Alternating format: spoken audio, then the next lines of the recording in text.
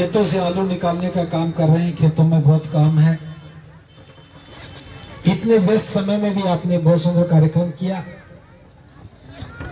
आपने बहुत कार्यक्रम किया, इसके लिए बहुत बहुत साधुवाद।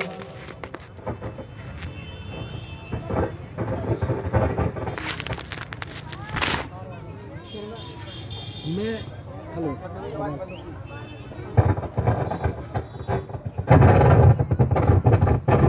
थोड़ा सा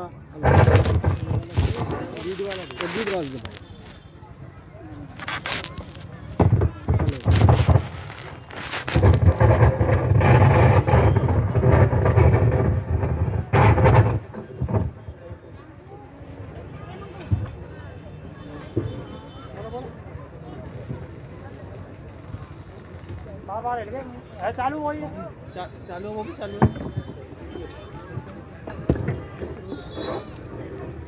हेलो, ठीक है।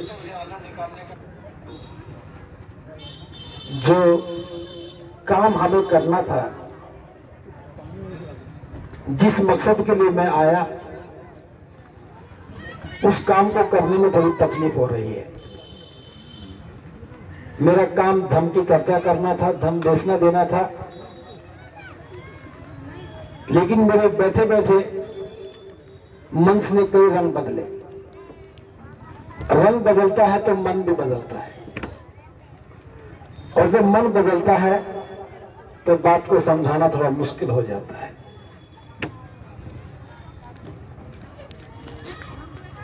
धर्म की अपनी गरिमा है और धार्मिक मंचों का अपना एक स्वरूप होता है।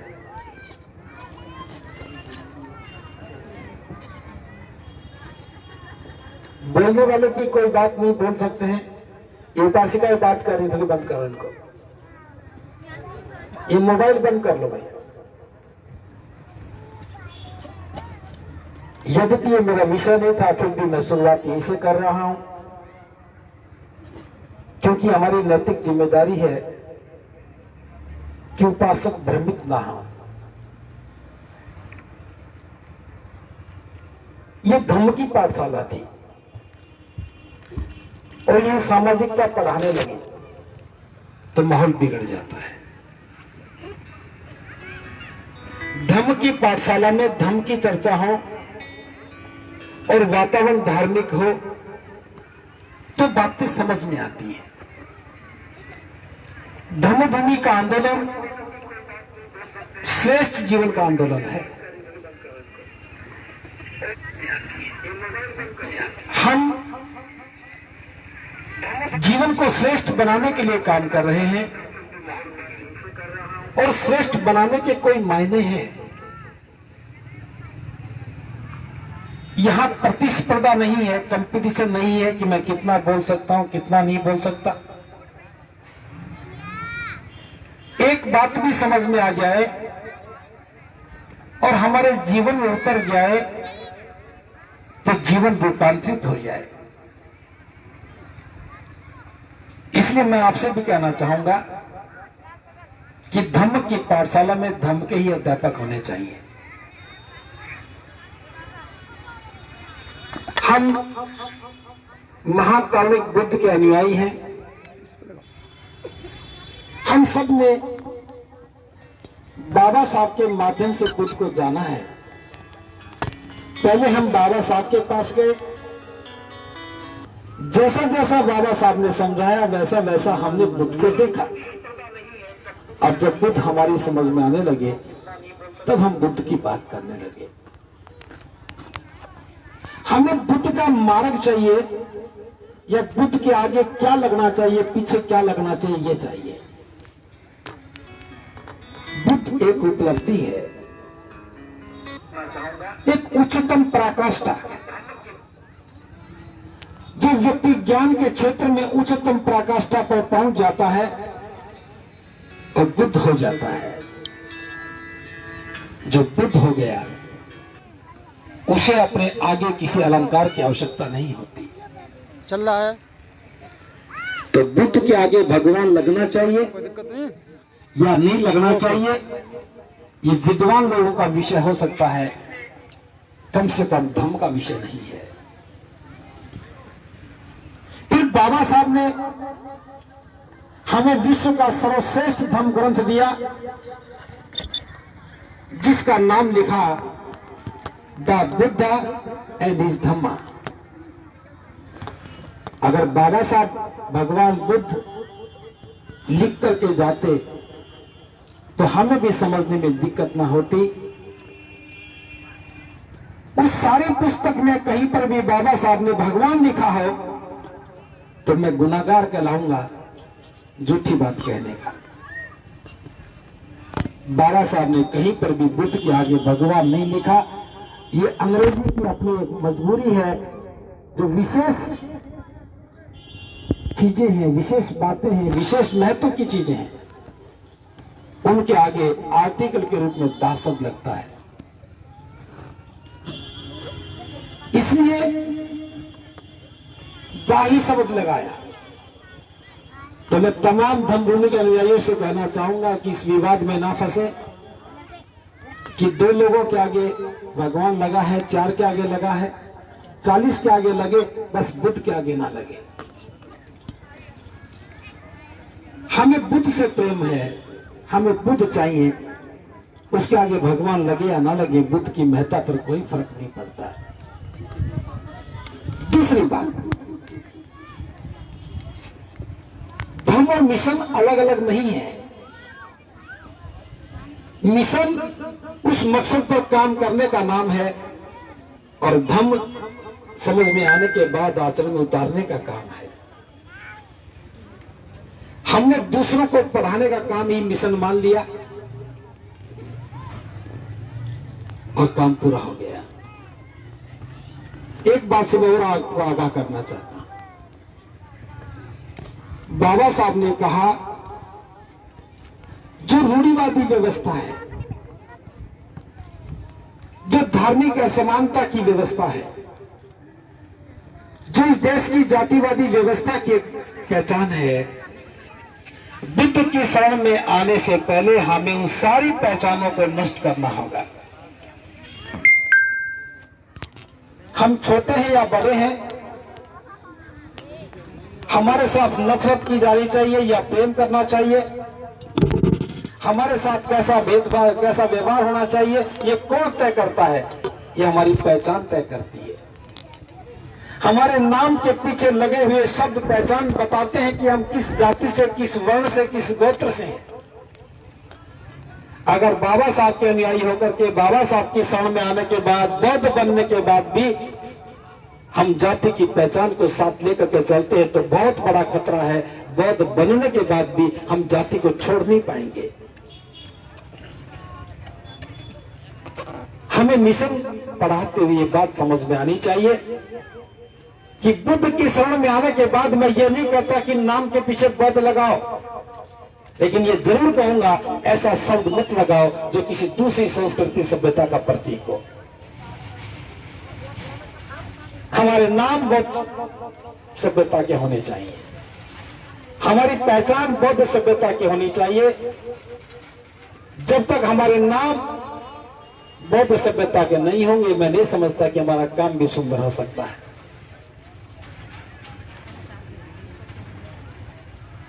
लेकिन हम रामायण और महाभारत के नामों से ही बाहर नहीं निकल पाए।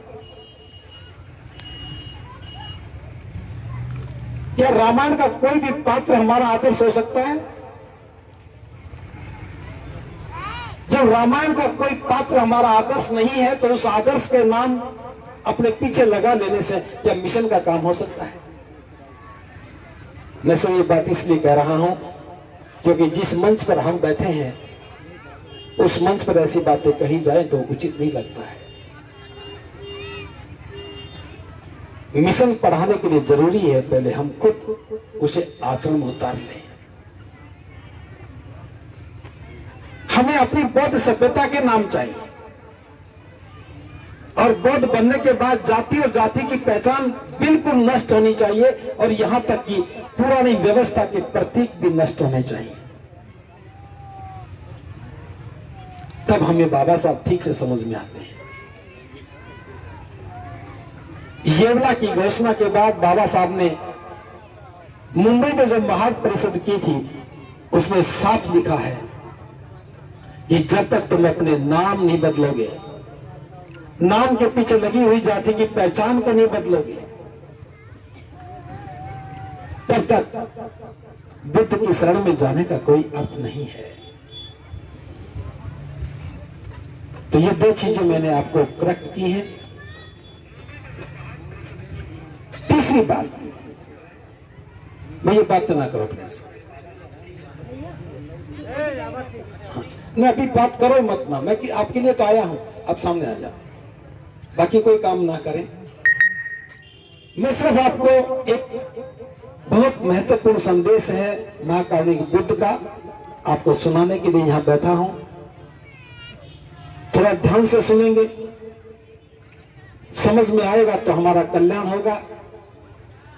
भैया सारी टीम वहां जा रही है, मैं भी चला जाऊं क्या? नहीं, जिन्होंने मुझे बुलाया वो जा रहे हैं तो मैं किस लिए बैठूंगा? नहीं नहीं, बिल्कुल नहीं, हमें कुछ नहीं चाहिए, बैठ जाओ यहीं पर। यही तो मास्टर का काम है, किसे पढ़ना चाहिए उसे पता होना चाहिए। बड़े सारे चले जाए, बस आप ही 5 लोग नहीं जाओगे। बौद्ध बनने के बाद क्या हमारा जीवन बदलना नहीं चाहिए? बौद्ध बनने के बाद क्या हमारे जीवन में खुशियां नहीं आनी चाहिए? क्या सुख नहीं आना चाहिए? बाबा साहब ने हमें बुद्ध की शरण क्यों दी, बस ये बात समझ में आ जाएगी तो जीवन रूपांतरित होने लगेगा। बाबा साहब ने हमारे जीवन के उस तमाम बुरे दौर को देखा है जब व्यक्ति को छूने से भी पाप लगता था। इंसान के रूप में हम पैदा हुए, लेकिन इंसानियत का कोई भी हक हमारे पास नहीं था। इस दुनिया के इतिहास में शायद ये बात किसी देश में देखने को ना मिले कि इंसानों को पानी पीने का भी हक ना हो, मकान बनाने का हक ना हो, झोपड़ी बन जाए तो दरवाजे लगाने का भी हक ना हो, घुटनों से नीचे कमर से ऊपर वस्त्र पहनने का हक ना हो। उस दौर से हमें निकाल करके एक इंसान होने का जो हक दिया बाबा साहब ने, उसके पीछे एक बहुत बड़ी पीड़ा थी कि मेरा समाज जो सदियों से पशुतुल्य जीवन जी रहा है, कदम कदम पर अपमान का घूंट पी रहा है, उसके पास ना खाने के लिए कुछ है, ना पहनने के लिए कुछ है, केवल गुलामी के अलावा करने के लिए कोई काम भी नहीं है। उस दौर से बाबा साहब निकाल करके हमें लेकर के आए और उनकी इच्छा थी कि हमारा जीवन श्रेष्ठ बन जाए, सुंदर हो जाए, कोई हमसे नफरत ना करे, कोई हमें छोटा ना समझे, कोई हमसे भेदभाव ना करे, कोई हमारा शोषण ना करे, कोई हमारा उत्पीड़न ना करे, और हम भी अपने जीवन को सुंदर बना करके एक सुखपूर्वक जीवन जिए, सम्मान और स्वाभिमान के साथ जीवन जिए, स्वतंत्रता के साथ जीवन का अनुभव लें, न्याय की अवधारणा के साथ समाज को स्थापित करने का काम करें, समाज में भाईचारा स्थापित हो जाए और मानव मानव का भेद खत्म हो जाए। ये सारी बातें जीवन में समाहित हो जाए। ऐसा जीवन निर्माण करने की जो बाबा साहब की योजना थी, उसी को हमने कहा है श्रेष्ठ जीवन का एक आंदोलन। हमारे जीवन की सारी समस्याओं का समाधान बाबा साहब ने बुद्ध की शरण में दिया है। बुद्ध के धम्म में इन सभी समस्याओं का समाधान है। अगर बौद्ध बनने के बाद, बुद्ध की शरण में आने के बाद जाति बची रह गई तो भेदभाव साथ में आएगा, जाति की पहचान बची रह गई तो शोषण और उत्पीड़न कभी भी खत्म नहीं हो पाएगा। अगर पुरानी परंपराएं जिंदा रह गई तो गरीबी कभी भी हमारा साथ नहीं छोड़ेगी और वही पहचान, वही प्रतीक हमारे साथ जुड़े रहे तो नफरत से, उत्पीड़न से, अन्याय से, जुर्म से कभी भी बच नहीं पाएंगे, न्याय हमें कभी नहीं मिलेगा। और जिस व्यक्ति के पास स्वाभिमान नहीं, जिस व्यक्ति के पास धन नहीं, जिस व्यक्ति का शोषण और उत्पीड़न होता हो, उस व्यक्ति में स्वाभिमान कहां से आएगा? और स्वाभिमान नहीं है तो जिंदा और मुर्दा व्यक्ति में कोई अंतर भी नहीं होता। यह एक आंदोलन है, बुद्ध की शरण में जाना एक आंदोलन है और यह बात हमारी समझ में आनी चाहिए। हम किसी को नीचा दिखाने के लिए, किसी को छोटा बनाने के लिए, किसी का अपमान करने के लिए या किसी का प्रतिकार करने के लिए धर्म की बात नहीं कर रहे। हम इस देश के नागरिकों को सम्मान और स्वाभिमान का जीवन देने के लिए, उनके जीवन के दुखों का अंत करने के लिए ये आंदोलन चला रहे हैं। लेकिन मैं देख रहा हूं हम बुद्ध की बात तो करने लगे, पंसील का झंडा भी लगाने लगे, जय भीम के साथ नमो बुद्धाय भी कहने लगे, लेकिन अभी परिवर्तन को स्वीकार नहीं कर रहे हैं। अभी हम परंपराओं को तोड़ नहीं रहे हैं, अभी हम रूढ़िवादी व्यवस्था को छोड़ नहीं रहे हैं। थोड़ा सा प्रयास आगे बढ़ने का करते हैं, एक नया आंदोलन और निकल के आ जाता है। एक तरफ बाबा साहब की बात करें और बुद्ध की बात करें और दूसरी तरफ जाति का नाम लेकर के नाचने लगे, दूसरी तरफ जाति के गीत गा करके नाचने लगे, खुद भी भ्रमित होंगे और समाज भी भ्रमित होगा। इसलिए हमें बाबा साहब की बात को ध्यान से समझना चाहिए और जितना जितना समझ में आ जाए उस पर अक्षर से पालन करना चाहिए। भ्रमित होने की आवश्यकता नहीं है। मिशन के नाम पर बहुत सारी बातें होंगी, लेकिन एक बात समझने की है, अगर बाबा साहब समझ में आ गए तो बुद्ध से दूरी कैसी? जब बाबा साहब बुद्ध को समझने के बाद बुद्ध की शरण में चले गए, बुद्ध को अपना शास्त्र स्वीकार कर लिया, बुद्ध को शरणागत हो गए, तो इस बात को जानते हुए हमें भी बाबा साहब का अनुसरण करते हुए बुद्ध की शरण में जाना चाहिए। और बुद्ध की शरण में जाते हुए एक बात जरूर करनी है, बुद्ध तक पहुंचने से पहले जो हमारी पुरानी व्यवस्था है उसका लेश मात्र भी, एक अंश भी हमारे साथ बुद्ध की शरण में नहीं जाना चाहिए। हमारे वस्त्र भी बदलने चाहिए, सफेद कपड़े पहनने चाहिए, हमारे मकानों के रंग रोगन भी होने चाहिए ताकि पुराने दाग और धब्बे भी मिट जाएं, घर की दीवारें भी खाली हो जाएं और वहां बुद्ध और बाबा साहब के अलावा कुछ और नहीं आना चाहिए। हमारे हाथों की चूड़ियां, मांग के सिंदूर और नाक और कान की चीजें भी बदल जानी चाहिए। जब तक प्रतीक हमारे चेहरे पर लगे रहेंगे, परंपराएं जीवन में जुड़ी रहेंगी, शादी के नाम पर बैंड बजा करके दावत खाते रहेंगे और मरने के बाद अस्थियां उठा करके गंगा में जाते रहेंगे, कितना भी जय भीम बोलो, इससे बड़ा कोई अनर्थ नहीं हो सकता। ये बाबा साहब के मिशन के साथ बहुत बड़ा धोखा होगा। इसलिए विश्वास करो,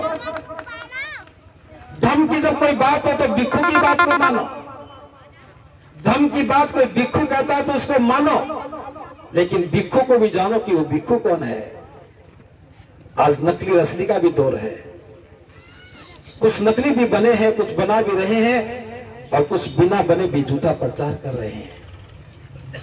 ये आंदोलन है जो आगे चलेगा, उस पर लोग फूल बरसाएंगे, लेकिन कुछ लोग पत्थर फेंकने का भी काम करेंगे। हमें भ्रमित नहीं होना है, हमें भटकना नहीं है। ये जीवन को श्रेष्ठ बनाने का आंदोलन है। इसे सभी बात 7 कुशल संकल्पों का पालन करें। 7 कुशल संकल्प क्या है? बाबा साहब के द्वारा लिखा हुआ बुद्ध और उनका धम्म ग्रंथ, उसमें इस बात का जिक्र है कि इन 7 कुशल संकल्पों का दूसरा नाम ही सुख है। अगर मैं पूछूं कि आपको सुख चाहिए या दुख चाहिए, तो आपका उत्तर क्या होगा? आपको क्या चाहिए? सुख चाहिए। क्या आपके पास सुख है? नहीं है। तो दुख है? दुख सभी के पास है। बुद्ध ने कहा है, जो व्यक्ति जैसा सोचता है वो वैसा ही होता है। उसे जो चाहिए वही मिलता है। आपको सुख चाहिए तो सुख मिलेगा, दुख चाहिए तो दुख मिलेगा। आपने सुख चाहा लेकिन दुख मिला तो कहीं न कहीं गड़बड़ है। अगर सुख चाहा होता तो सुख ही मिलता, और दुख चाहा होता तो दुख मिलता। लेकिन मैं ये सवाल बहुत लोगों से पूछता हूं, सभी कहते हैं कि हमें सुख चाहिए, लेकिन जीवन में तो दुख ही दुख है। तो सवाल सिर्फ इतना सा है, एक बात समझ में आने वाली है, सुख चाहते तो हो लेकिन सुख पाने का प्रयास नहीं करते हो। सोचिए, सुख कहां मिलेगा? आप जहां से भी आए हो, जिस भी शहर से आए हो, क्या किसी शहर में आपने कोई दुकान देखी है जहां सुख मिलता हो? इस शासनी में भी कोई दुकान है जहां सुख मिलता हो? आप खेती बाड़ी का काम करते हैं, खेत जोतते हैं, फसल बोते हैं, क्या कभी किसी खेत में सुख बोते हुए या सुख को उगे हुए देखा है? क्या बरसात से सुख बरसता है? क्या हवा के साथ सुख बहता है? नदी में, नाले में कहीं सुख है? जमीन खोद करके पानी भी निकाला लेकिन सुख निकला क्या? पहाड़ भी तोड़ दिए, क्या सुख निकला? ना खेत में, ना खलिहान में, ना नदी में, ना नाले में, ना बरसात में, ना वायु में, ना कारखाने में, ना घर में, सुख कहां है? बस इतनी बात समझने वाली है। सुख कहां है यह पता लग जाए तो सुख मिलना मुश्किल है क्या? बुद्ध ने कहा, सुख हमारे श्रेष्ठ जीवन के श्रेष्ठ आचरण में है। अगर कोई व्यक्ति 7 कुशल संकल्पों को ले ले, 7 कुशल संकल्पों का पालन करे, तो उसके जीवन में कभी दुख नहीं आ सकते।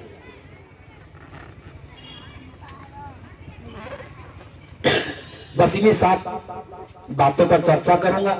मैं जानता हूं कि धूप बहुत तेज हो रही है, और तेज धूप में सुख कम आएगा, दुख थोड़ा ज्यादा रहेगा। लेकिन थोड़ी देर का दुख है, जीवन भर का सुख है। ये आपके साथ अन्याय किया है, मेरे ऊपर तो छत लगा दी, आपके ऊपर नहीं लगाई, कोई बात नहीं। 7 बातें समझने की है।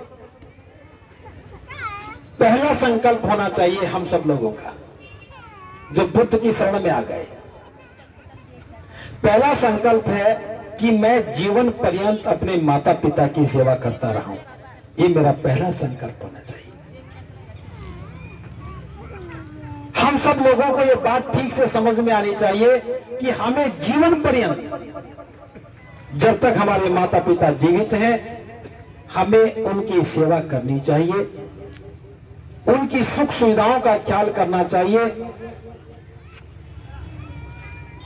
आज हम देख रहे हैं कि हमारे घरों में सब कुछ तो है, लेकिन बड़े बुजुर्ग का सम्मान नहीं है, हम उनको सुख नहीं देते हैं। जिस घर के बुजुर्ग, या यूं कहें कि बूढ़े माता पिता सुखी रहते हैं, उस घर में दुख कभी नहीं आते हैं। और जिस घर में माता पिता सुखी नहीं, उस घर में हमेशा कलह ही रहता है। तो प्रत्येक बौद्ध व्यक्ति को चाहिए कि वह अपने माता पिता की सेवा करे, उनकी सुख सुविधाओं का ख्याल रखे, उनके भोजन और दवा की व्यवस्था रखे, और उन्हें किसी भी प्रकार का दुख ना होने दे। जब ये परिपाटी घर में स्थापित होगी, जब ये आचरण घर में स्थापित होगा, तो हमारी संतान भी हमें देखेगी, और जब आप बूढ़े होंगे तो वो आपकी सेवा करेगी। बहुत से लोग कहते हैं कि हमारे बच्चे खूब पढ़ गए, अच्छी नौकरी लग गई, लेकिन वो तो हमारी सेवा ही नहीं करते। जो बोया वही तो काटोगे। आते हुए हमने देखा कि लोग आलू खोद रहे हैं। आलू क्यों खोद रहे हैं? कुछ महीने पहले आलू बोए होंगे तभी खोदते हैं ना। आपने माता पिता की सेवा का बीज बोया होता तो बुढ़ापे में आप भी काट रहे होते। हमारे बच्चे देखते हैं कि हम क्या कर रहे हैं, हम जैसा करते हैं वो हमें वैसा ही लौटाते हैं। इसलिए जिस घर में माता पिता का सम्मान नहीं, उस घर में कभी भी सुख नहीं रहता है। और माता पिता को क्या सुख चाहिए? समय पे खाना मिल जाए, नहाने धोने की व्यवस्था हो जाए, बीमारी के अवसर में दवा हो जाए, और घर में जब कोई विशेष काम हो तो उससे पूछ लिया जाए। करना तो आपको ही है, लेकिन करने से पहले पिता से पूछ लो कि पापा जी हम ये काम करना चाहते हैं। अपनी मां से पूछो कि मम्मी जी हम ये काम करना चाहते हैं, और वो क्या कहेंगे? बेटे ठीक है, अच्छा है तो करो। बड़े बूढ़ों का यही सम्मान है कि जब भी हम कोई महत्वपूर्ण कार्य करें हम उससे सलाह ले लें। लेकिन जो मैं अपना निजी अनुभव साझा कर रहा हूं, जो देखता हूं, क्योंकि हम रोज घरों में रहते हैं, घरों में जाते हैं, लोगों से मिलते हैं, अक्सर क्या होता है, हम अपने बूढ़े माँ बाप को बताते नहीं हैं। घर से निकलते तो पूछते हैं कि बेटा कहां जा रहा है, और हम चिल्ला कर पड़े, तुम्हें क्या है? रोज जब मैं जाता हूं रोज पूछते हो, क्या रोज बता के जाऊं? और बुजुर्ग चुप हो जाते हैं। अगर हम देर से घर जाते हैं तो पूछते हैं कि बेटा देर से क्यों आया, और हम चिल्ला पड़े, क्या सारी बात बताऊंगा? तुम अपना काम करो। सवाल यह नहीं है कि सारी बात बताऊंगा या नहीं बताऊंगा, क्यों बताऊं ना बताऊं। जो हमारे बुजुर्ग हैं उनकी एक जिम्मेदारी है, उनको फिक्र है। वो फिक्र किसी और की नहीं, हमारी अपनी फिक्र है। माता पिता ये चाहता है कि उसकी संतान सुखी रहे, उसकी संतान किसी मुसीबत में ना फंसे, घर से जाए तो बता के चला जाए, और आए तो बता दे कि वो आ गया। एक विश्वास पैदा होता है। अगर किसी कारण से कोई दुर्घटना हो जाए और परिवार में किसी को पता ही ना हो कि आप कहां गए, तो कहां ढूंढेंगे? विश्वास पैदा घर में हो जाए तो विश्वास के साथ सुख आता है। हमारे बुजुर्ग माता पिता परिवार को दिशा देने का काम करते हैं, परिवार को अनुशासित रखते हैं। उनका रोका टोकी का काम नहीं है। जिस काम को वो गलत समझते हैं उसको रोकते हैं, जिस काम को सही समझते हैं उसको करने की शाबाशी देते हैं। हमें उनकी भावनाओं की कदर करनी चाहिए, विशेष अवसरों पर उनको सम्मान देना चाहिए, और उनकी सुख सुविधाओं का ख्याल करना चाहिए। ये हमारी नैतिक जिम्मेदारी है कि प्रत्येक व्यक्ति अपने माता पिता को सम्मान दे, उनकी सुरक्षा करे और उनको आवश्यकताओं की पूर्ति करे। ये पहला संकल्प है। दूसरा संकल्प, मेरा संकल्प हो कि मैं अपने कुल के मुखिया का सम्मान करूं। कुल के मुखिया का सम्मान, कुल का मतलब परिवार नहीं है।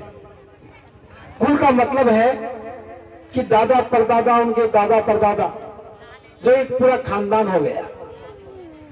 तकरीबन एक गांव में एक ही खानदान के लोग मिलते हैं या दो खानदान के मिलते हैं। उसमें जो भी सबसे बुजुर्ग है वो हमारे कुल का मुखिया है।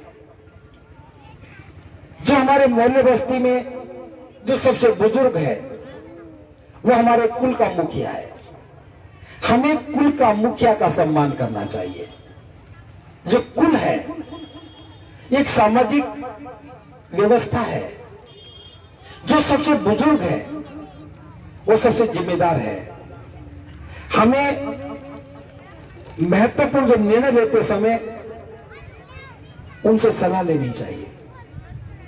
लेकिन बहुत सारे पढ़े लिखे लोग जो यहां बैठे हैं, आपके मन में सवाल उठेगा कि आज के समय में यह बात प्रासंगिक नजर नहीं आती।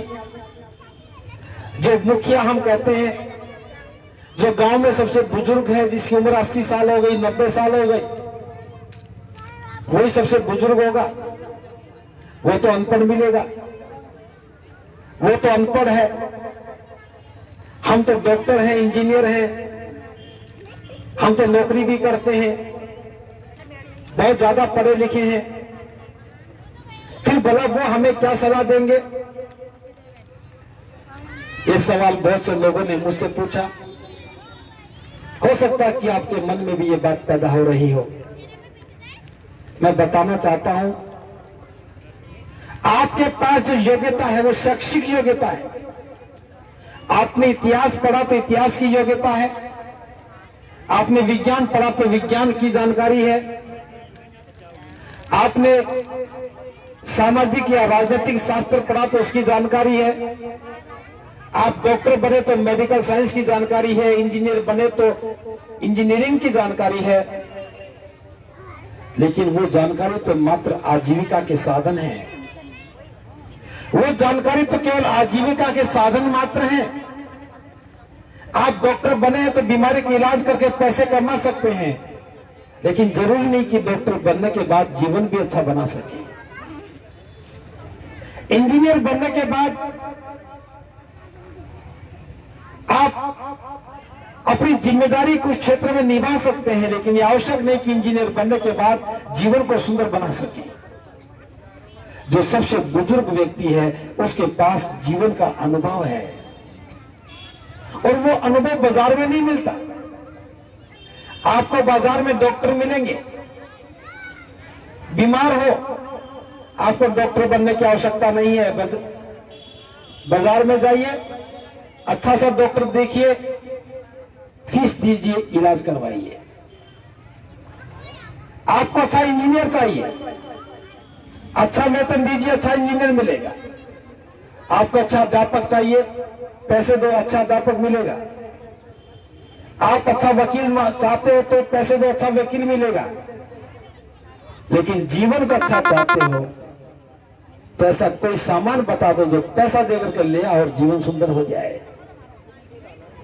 जीवन को सुंदर बनाने का काम तो एक अनुभवी व्यक्ति कर सकता है। जिसके पास जीवन का अनुभव है, भले ही वो व्यक्ति बुजुर्ग हो, अनपढ़ हो, कभी स्कूल में ना गया हो, लेकिन जीवन का अनुभव उसके जो साथ आया है वो महत्वपूर्ण है। आपकी योग्यता उस अनुभव के सामने कोई महत्व नहीं रखती है। आप बड़ा मकान बना सकते हैं, सुंदर मकान बना सकते हैं, अच्छे साधन खरीद सकते हैं, लेकिन जीवन का अनुभव नहीं खरीद सकते। तो ये कहना चाहूंगा, बुद्ध का जो कहना है, जो कुल का मुखिया है उसकी शैक्षिक योग्यता को मत देखो, उसके पास मकान कैसा है वो मत देखो, उसकी संतान कितनी पढ़ी लिखी है, क्या कारोबार करती है ये मत देखो। जो भी कुल का मुखिया है उसके जीवन का अनुभव देखो, और जब भी कोई संकट के बादल मंडराए, जब भी कोई दुख का दौर आए तो उससे सलाह लो। उस सलाह की कोई कीमत नहीं है। अगर ये भावना, ये विचार हमारे मन में सुदृढ़ हो जाए और कुल के मुखिया का सम्मान होने लगे, तो मैं समझता हूं समाज में जो गिरावट आ रही है, मूल्यों में गिरावट आ रही है, उसको सजो कर रखने का काम हमारे बुजुर्ग करेंगे। मुझे अच्छी तरह याद है, जब हम गांव से कॉलेज जाते थे और गांव का कोई भी व्यक्ति हमें मिल जाता था बाजार में। हमारा गांव शहर से 6 किलोमीटर दूर था, हम साइकिल से जाते थे। कोई भी गांव का व्यक्ति मिल जाता था, वो यही पूछता था, अरे कहां घूम रहा है, कहां जा रहा है, और हमें बताना पड़ता था कि मैं कॉलेज आया हूं या बाजार जा रहा हूं। उससे कोई रिश्ता नहीं था, सिर्फ यही पता होता था कि ये हमारे गांव का है, लड़का है, और पूछते थे। हमें बुरा लगता था कि ये क्यों पूछ रहे हैं, लेकिन आज मेरी उम्र भी 55 साल को पार कर गई, तो मुझे ये बात समझ में आ रही है, ये गांव के सभी लोगों की जिम्मेदारी थी कि हमारा गांव का कोई नौजवान गलत रास्ते पे ना चला जाए।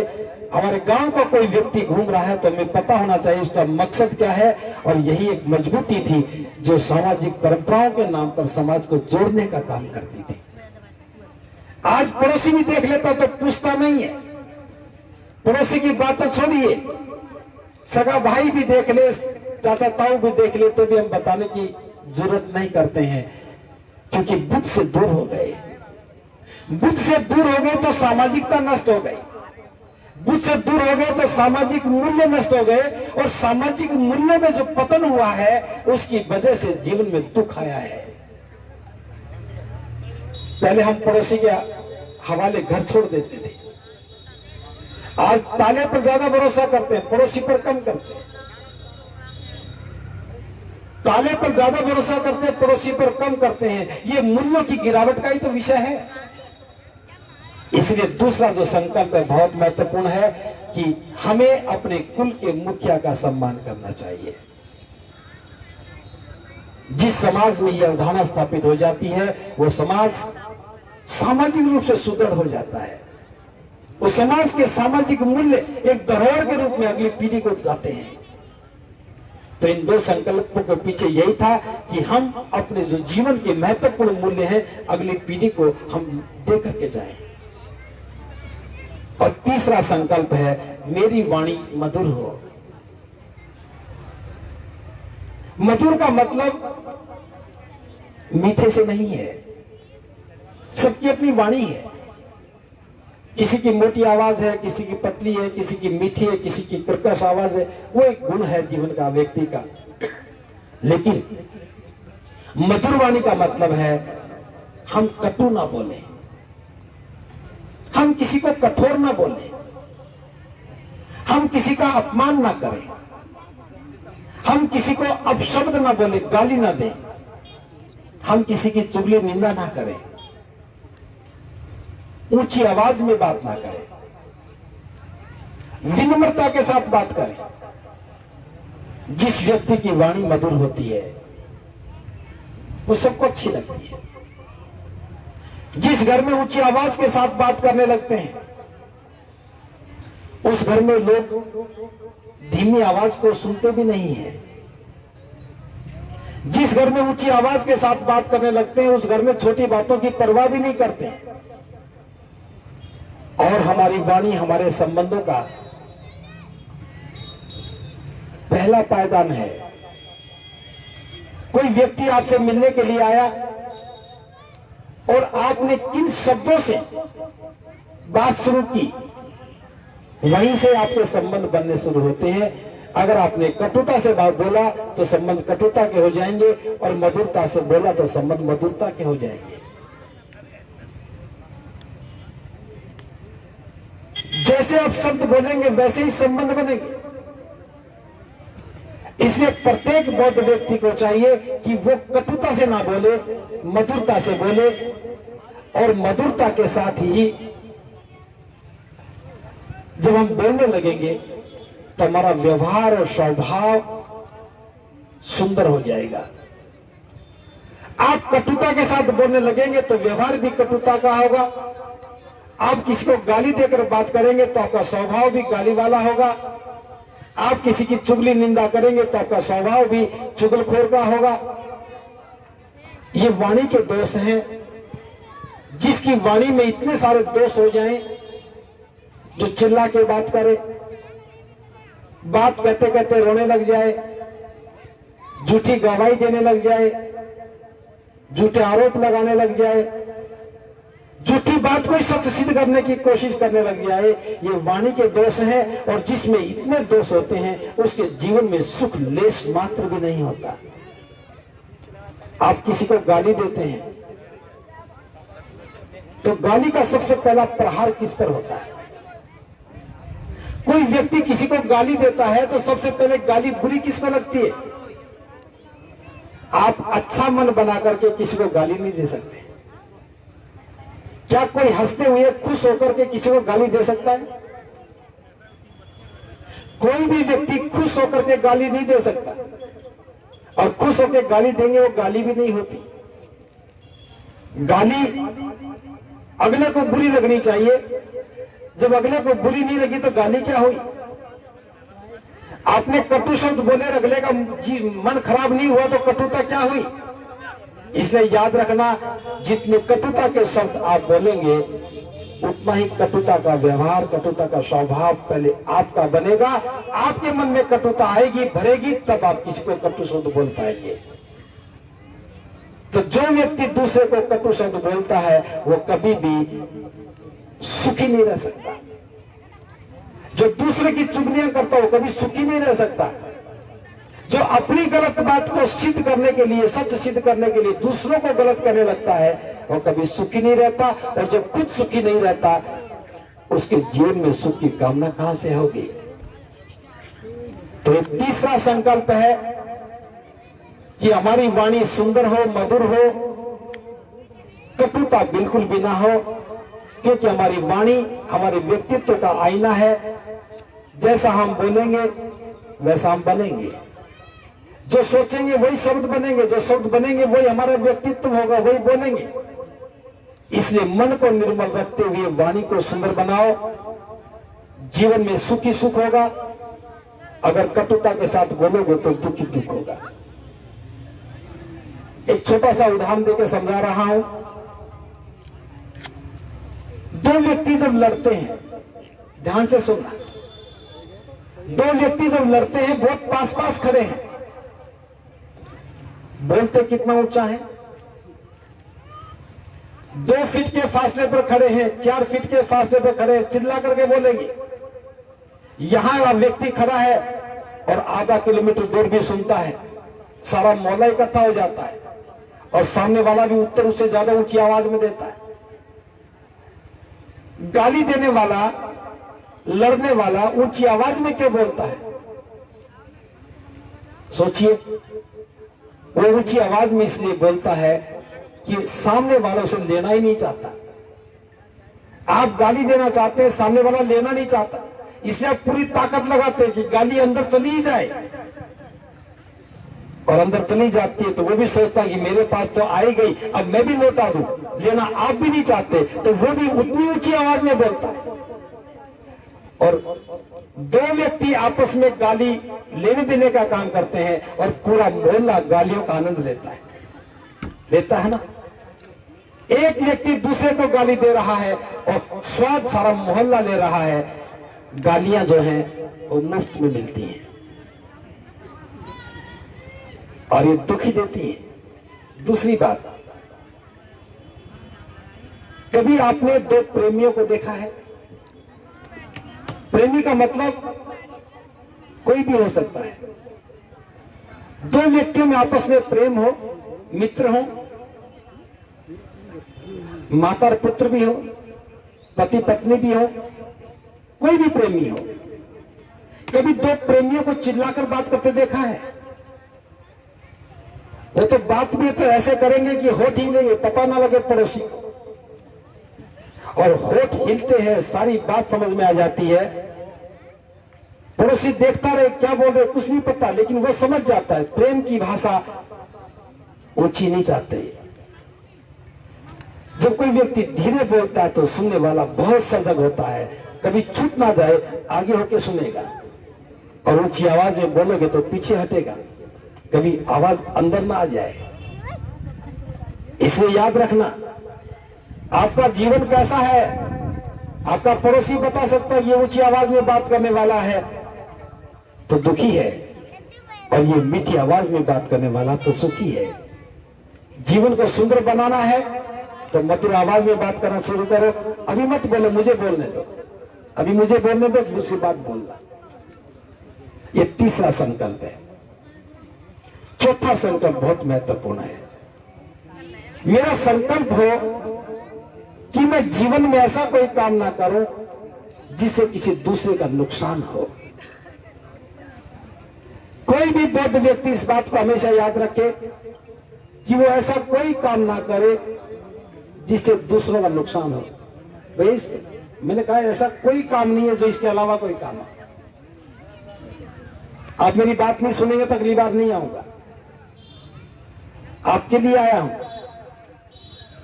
हमें कोई भी ऐसा काम नहीं करना चाहिए जो दूसरों को नुकसान दे।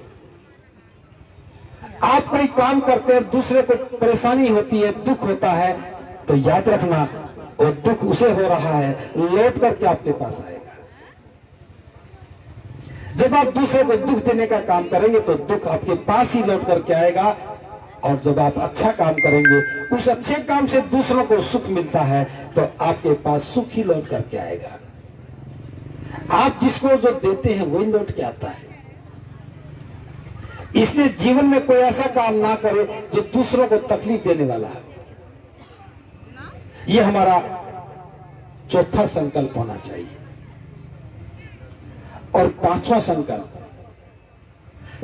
संकल्प है कि मैं उदारता का जीवन जीऊं। उदारता का मतलब है खुले मन के साथ, खुले दिल के साथ, संकीर्णता में नहीं। मैं उदारता का जीवन जीऊं और मेरे पास जो कुछ है, जो लोगों के कल्याण में काम आ सकता है, मैं उसे निरंतर बांटता रहूं। जब तक आप बांटने का काम नहीं करेंगे, याद रखना कभी सुख नहीं आएगा। जो संग्रह करते रहते हैं और दुखों का आमंत्रण है, जो बांटते रहते हैं, ये सुख का काम है। जो हमारे पास है उसे बांटना चाहिए, निरंतर बांटना चाहिए, जो दूसरों के कल्याण में सहयोगी हो जाए। आपके पास धन है तो धम्म के लिए धन का दान करें। यहां पुस्तकालय बना है, उसमें दान करेंगे, बच्चे पढ़ेंगे, और व्यवस्था बनेगी, बड़ा हॉल बनेगा, औरों को सुख मिलेगा। आप ही जाएंगे तो आपको भी लगेगा कि मेरे दान से काम हुआ, मुझे भी सुख मिला। धन का दान करें।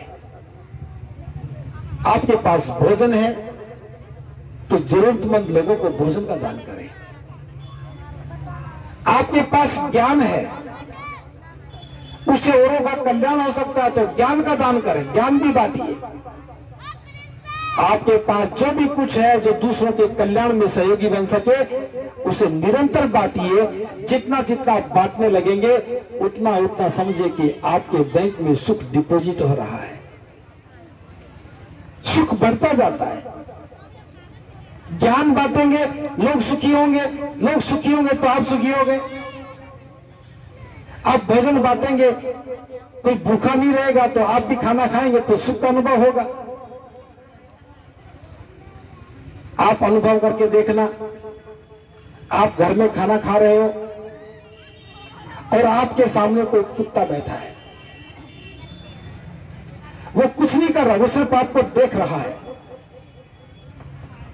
वो क्यों देख रहा है, क्या चाहता आपसे? उसे भी भूख लगी है, वो भी चाहता है कुछ खाना मिल जाए। आप कुत्ते को डालो मत और खाना खाते रहो, खाना कैसा लगेगा? भले ही आप खाना सारा खा लोगे, लेकिन बिल्कुल भी अच्छा नहीं लगेगा। जब आप एक रोटी का टुकड़ा कुत्ते को डाल देते हो तो खाना बहुत अच्छा लगने लगता है। बांटने से सुख मिलता है। आप कहीं बैठे, 20 लोग बैठे हैं, आप अकेले खाना खाने लगो, बाकी लोग नहीं खा रहे, तो आपको खाना बुरा लगेगा। आप पड़ोसी से पूछ लेते, भाई खाना खाएगा? वो कहते नहीं नहीं आप खाइए, तो खाना अच्छा लगता है। पूछ भी लिया तब भी अच्छा लगता है। इतना अजीब है। पड़ोसी में कोई भूखा रहता हो और आप बहुत ज्यादा खाना खाते हो तो खाने का कोई स्वाद नहीं है। ये बौद्धों की परंपरा है। भोजन हमारे पास है तो भोजन बांटिए, धन है तो धन बांटिए, ज्ञान है तो ज्ञान बांटिए।